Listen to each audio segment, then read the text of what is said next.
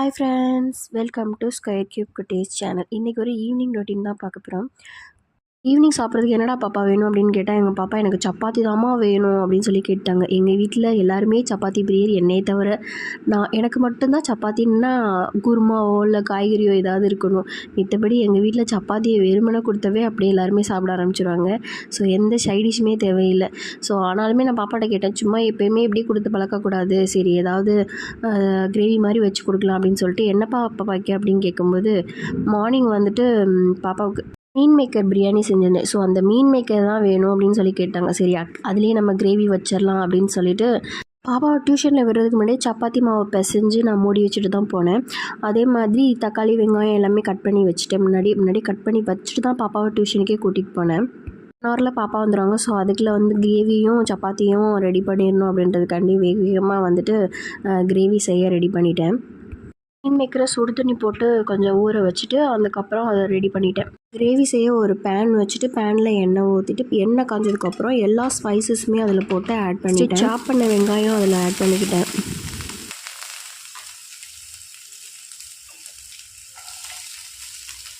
Green சில்லியும் add பண்ணிவிட்டு அதை கலந்து விட்டுட்டு, அதுக்கப்புறம் இஞ்சி பூண்டு பேஸ்ட்டு அதில் சேர்த்துக்கிட்டேன். நான் எப்போயுமே இஞ்சி பூண்டு பேஸ்ட்டு 1 வீக்குக்கு வேணுன்றதை நான் ஸ்டோர் பண்ணி வச்சுக்குவேன்.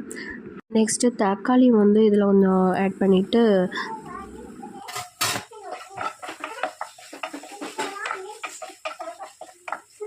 கிரேவிக்கு பேஸ்ட் ரெடி பண்ணுறதுக்கு தேங்காய், பொட்டுக்கடலை, சோம்பு, அப்புறம் கசகசா இதெல்லாம் சேர்த்து ஒன்றாவே அரைச்சி வச்சுக்கிட்டேன் தனியாக.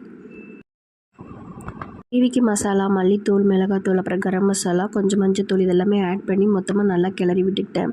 இதோட பச்சை ஸ்மெல் போனதுக்கப்புறம் மீன் மேக்கர் சேர்த்துக்கணும். மீன் மேக்கர் வதங்கிட்டு இருக்கும்போது கிரேவிக்கு தேவையான அளவுக்குள்ளே கொஞ்சம் தண்ணி ஊற்றிக்கிட்டேன்.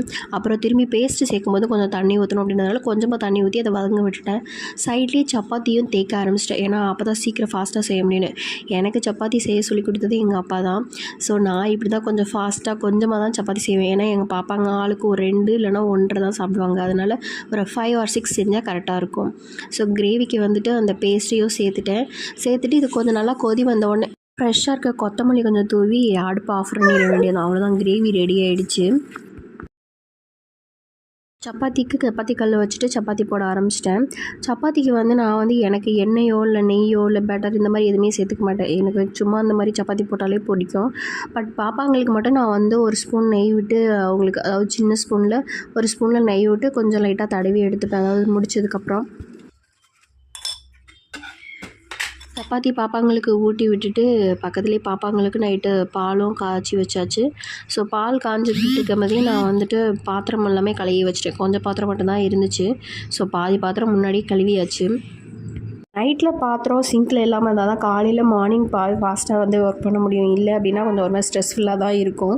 ப்ராடக்ட் ஒன்று ஆன்லைனில் ஆர்டர் போட்டிருந்தேன். ஸோ அதை பற்றி தான் உங்கள்கிட்ட நான் ஷேர் பண்ணிக்க போகிறேன். இது ப்ரொமோஷன் வீடியோ கிடையாது. ஸோ இது இந்த வாலில் குழந்தைங்கள்லாம் எழுதி வச்சிட்றாங்க இல்லையா, அது ரப் பண்ணுறதுக்கு ரொம்ப கஷ்டமாக இருக்குது. மேஜிக் எரேசர் அப்படின்னு சொல்லிட்டு பார்த்தா நிறைய அட்வர்டைஸ்மெண்ட் வந்துட்டு இருந்துச்சு. சரி நம்மளும் ட்ரை பண்ணி பார்க்கலாம் அப்படின்னு சொல்லி தான் ஆர்டர் போட்டு என் ஹஸ்பண்ட் வாங்கி கொடுத்தாங்க. பரவாயில்ல, இது கொஞ்சம் ஒர்க் அவுட் ஆகிற மாதிரி தான் இருந்துச்சு.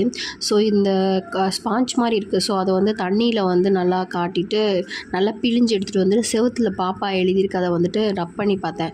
ஓரளவுக்கு எனக்கு தெரிஞ்சு ரொம்ப கிளியராக போகலை அப்படின்னாலும் ஓரளவுக்கு போயிடுச்சு.